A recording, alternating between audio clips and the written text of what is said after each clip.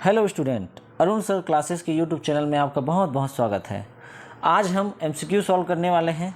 जो एमसीक्यू है वो पिछले दो वीडियो जो डला हुआ है हिंदी भाषा का विकास और हिंदी भाषा परिवार से संबंधित है, उसी का ही हम एमसीक्यू करने वाले हैं।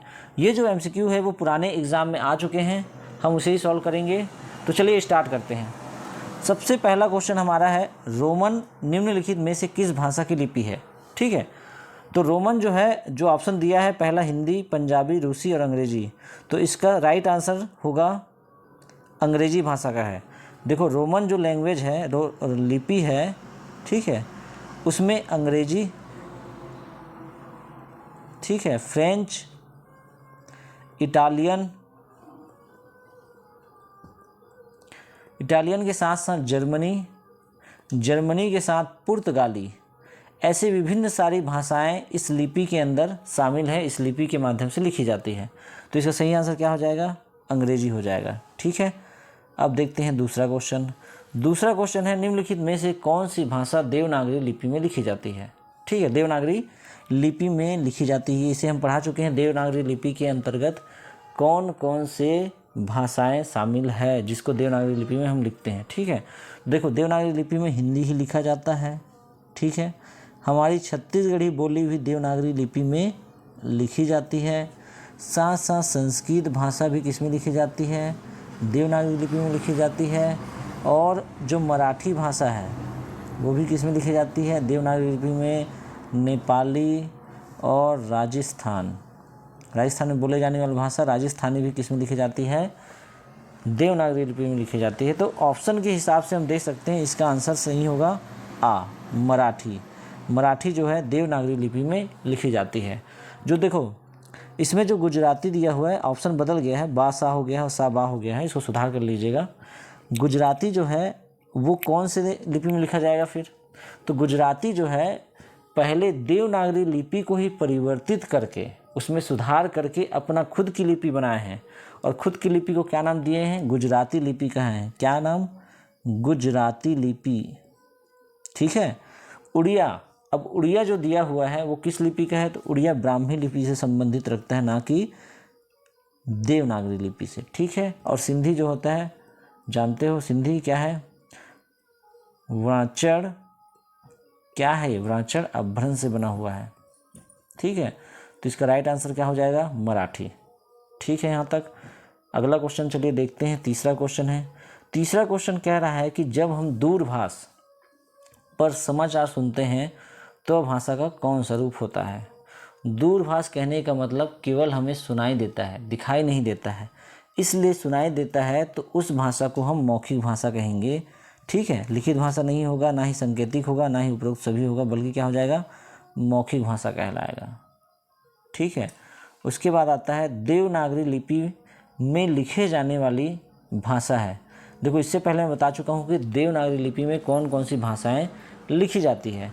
देखो मणिपुरी तो बिल्कुल नहीं लिखी जाती, तो मणिपुरी अब लिखी किस में जाएगी? तो मणिपुरी का लिपि जो होता है मैते मायक लिपि है। क्या लिपि है?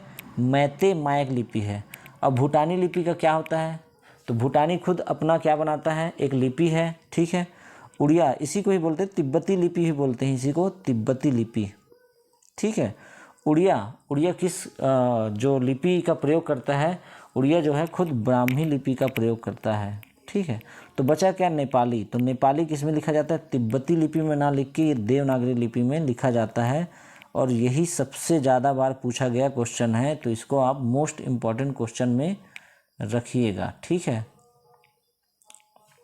अब चलिए अगला क्वेश्चन देखते हैं। पांचवा क्वेश्चन, निम्नलिखित में से किस भाषा को संयुक्त राष्ट्र संघ की भाषा में शामिल नहीं किया गया है? देखो संयुक्त राष्ट्र संघ, यूएनओ, यूनाइटेड नेशन ऑर्गेनाइजेशन कहा जाता है जिसे, उसमें कुछ भाषाएं शामिल रखी गई है। ठीक है, अब कौन कौन सी भाषाएं हैं पहले उसके बारे में जान लेते हैं, तब पता चलेगा कि कौन सी भाषाएं नहीं हैं। देखो यूनाइटेड नेशन में अंग्रेजी भाषा तो शामिल रहेगी ही। ठीक है, अंग्रेजी भाषा शामिल रहेगी। दूसरा जो है चीनी भाषा को भी शामिल किया गया है, चीनी भाषा भी शामिल है। तीसरा कौन सी भाषा शामिल है? रूसी भाषा को भी शामिल किया गया है, और अरबी भाषा भी इसमें है।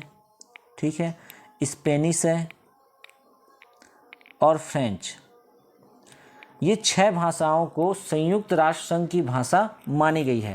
तो देखो ऑप्शन में देखते हैं, पहला चीनी, ये तो संयुक्त राष्ट्र संघ की भाषा है, अंग्रेजी भी संयुक्त राष्ट्र संघ की भाषा है और अरबी भी संयुक्त राष्ट्र संघ की भाषा है। तो कौन सी भाषा नहीं है? तो इसका सही आंसर आ जाएगा हिंदी जो भाषा है वो संयुक्त राष्ट्र संघ की भाषा नहीं है। ठीक है, अगला क्वेश्चन, विश्व की सर्वाधिक बोले जाने वाली भाषाओं में हिंदी का स्थान कौन सा है? ठीक है, हिंदी का स्थान पूछा है। ठीक है, विश्व में हिंदी का स्थान बोली जाने वाली में कितना है? देखो पहला जो भाषा है सर्वाधिक जो बोली जाती है वो है अंग्रेजी। ठीक है, इसे तो सब जान रहे होंगे, अंग्रेजी भाषा सर्वाधिक रूप से बोली जाती है। दूसरा जो है, इसको आप याद रखना, दूसरा जो है ये है मंदारिन। क्या बोला जाता है? मंदारिन चीनी, मंदारिन चीनी भाषा। चीन में जो जिस भाषा का प्रयोग किया जाता है वो मंदारिन चीनी कहलाता है, वो सेकेंड स्थान रखता है। ठीक है, और थर्ड स्थान आता है हमारा प्यारा हिंदी। क्या? हमारा प्यारा हिंदी भाषा थर्ड स्थान रखता है। तो इसका सही आंसर क्या हो जाएगा?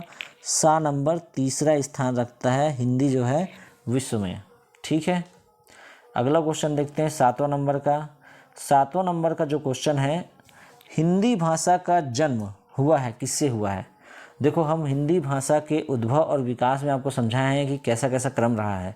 ठीक है, तो हिंदी भाषा का जो है अपभ्रंश भाषा, अपभ्रंश भाषा से ही हिंदी भाषा का विकास हुआ है। ठीक है, तो इसका सही आंसर आ, क्या आ जाएगा? आ। किससे हुआ है? अपभ्रंश भाषा से हुआ है। ठीक है, उसके बाद 8वां क्वेश्चन बोल रहा है कि भारत में बोलने वालों के प्रतिशत के आधार पर सबसे बड़ा भाषा परिवार कौन सा है? आज हमारा मॉर्निंग में क्लास डला हुआ है भाषा परिवार से संबंधित, उसमें बताया गया है कि सबसे ज़्यादा प्रतिशत के हिसाब से, जनसंख्या के हिसाब से किस भाषा परिवार को रखा गया है। ठीक है, तो देखो वहाँ पर बताया गया था हिंद आर्य भाषा परिवार। कौन सा? हिंद आर्य भाषा परिवार। इसी को ही क्या कहा जाता है? भारूपी भाषा परिवार भी कहा जाता है। कौन सा? भारूपीय भाषा परिवार भी कहा जाता है। ठीक है, हिंद आर्य बोले तो भी वही है, भारूपी भाषा परिवार बोले तो भी क्या है? वही है। तो इसका सही आंसर क्या हो जाएगा? आ। ठीक है, द्रविड़ भाषा परिवार जो है सेकेंड स्थान रखता है। ठीक है, ये फर्स्ट स्थान रखता है, सेकेंड कौन रखेगा? द्रविड़ भाषा परिवार रखेगा। और तीसरा कौन रखता है? तीसरा नंबर पे रखता है ऑस्ट्रिक भाषा परिवार और चौथे नंबर पे रखता है चीनी तिब्बत भाषा परिवार। ठीक है, अब चलते हैं 9वां प्रश्न। 9वां प्रश्न क्या कह रहा है? भाषा शब्द की उत्पत्ति किस धातु से हुई है? देखो भाषा शब्द की उत्पत्ति जो है संस्कृत के, किससे? संस्कृत के भास धातु से बना हुआ है। कौन सा धातु? भास।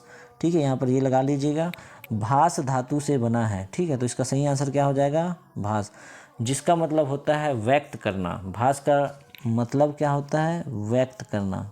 ठीक है, तो इसका आंसर क्या हो जाएगा? राइट आंसर बा नंबर। चलिए अगला क्वेश्चन देखते हैं। तो भाषा के जो अंग हैं वो कितने होते हैं? तो इसका सही आंसर, राइट आंसर आ जाएगा 3। कितने होते हैं? 3 होते हैं। ठीक है, अब अगला चलते हैं 11वां क्वेश्चन। ठीक, क्या बोल रहा है 11वां क्वेश्चन? भारूपी परिवार के अंतर्गत कौन सी भाषा आती है? देखो भारूपी परिवार, मैंने इसीलिए सुबह जो क्लासेस ली उसमें अच्छा डिटेल से आप लोग को बताया गया और समझाया गया है। अगर आप उस वीडियो को देखेंगे तो यहाँ से क्वेश्चन एक भी नहीं छूटेगा। ठीक है, ये सभी क्वेश्चन और इम्पॉर्टेंट हैं, आए हुए क्वेश्चन हैं। भारूपी परिवार या आर्य, हिंद आर्य परिवार, हिंद आर्य भाषा परिवार, दोनों एक ही है। इसके अंदर कौन सी भाषा आती है? तो उत्तर भारत में, किसमें? उत्तर भारत में जो भाषाएं बोली जाती है वही भाषा भारूपी परिवार में शामिल होती है। देखो तमिल जो भाषा है वो तो साउथ की भाषा है, कन्नड़ भी दक्षिण भारत की भाषा है और तेलुगु भी दक्षिण भारत में बोली जाने वाली भाषा है। तो इसका सही आंसर क्या आ जाएगा? मराठी। मराठी जो भाषा है वही क्या है? भारूपी परिवार के अंतर्गत शामिल होता है। ठीक है, अब अगला क्वेश्चन देखते हैं। 12वां नंबर का प्रश्न क्या बोल रहा है? 12वां नंबर का प्रश्न कह रहा है कि निम्नलिखित में से कौन द्रविड़ परिवार की भाषा है? देखो द्रविड़ परिवार की भाषा निम्न में से कौन सी है? देखो मैं भारत का नक्शा बना रहा हूँ आपको। ठीक है, इसमें बताऊंगा आपको, अच्छे से समझा रहा हूँ कि भारतीय परिवार। देखो ये जो दक्षिण भारत है, ये वाला एरिया, ये इसमें जो भाषा बोली जाती है, जिसमें 4 राज्य शामिल होते हैं, ठीक है। कौन कौन से होते हैं? कर्नाटक शामिल होता है, ठीक है, केरल शामिल होता है, उसके बाद आंध्र प्रदेश शामिल होता है, और कौन होता है? तमिलनाडु शामिल होता है, ठीक है। ये 4 जगह जिस भाषाओं का प्रयोग किया जाता है उसे द्रविड़ भाषा परिवार में रखा गया है। तो अब ऑप्शन देखते हैं कौन कौन से। उड़िया तो इसके अंतर्गत नहीं आती, तो ये नहीं होगा। बांग्ला भी इसके अंतर्गत नहीं आती, ये भी नहीं होगा। असमिया भी नहीं आती, तो ये भी नहीं होगा। तो राइट आंसर क्या हो जाएगा? कन्नड़ भाषा परिवार। कन्नड़ किसमें बोला जाता है? कर्नाटक में बोला जाता है कन्नड़ भाषा। कन्नड़ किसमें बोला जाएगा? कर्नाटक में बोला जाता है, ठीक है। अब चलते हैं 13वें प्रश्न की ओर। 13वां प्रश्न कह रहा है कि हमारे देश में पहली भाषा जो सबसे अधिक बोली जाती है वह कौन सी है? देखो अच्छे से पढ़ना क्वेश्चन को। हमारे देश में ना, विश्व में नहीं, हमारे देश में पहली भाषा है जो सबसे अधिक बोली जाती है। क्या बोली जाती है? सबसे अधिक बोली जाती है। देखो सबसे अधिक बोली जाने वाली भाषा का क्रम देखें तो पहला जो है, ठीक है, पहला जो भाषा का क्रम है वो कौन सा है? हिंदी भाषा है, हमारा प्यारा हिंदी भाषा, ठीक है। दूसरा स्थान कौन रखता है?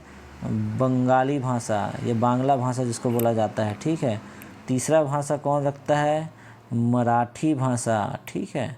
तो ऑप्शन के हिसाब से यदि देखें तो पहला स्थान कौन रखेगा? हिंदी। तो राइट आंसर क्या हो जाएगा? हिंदी।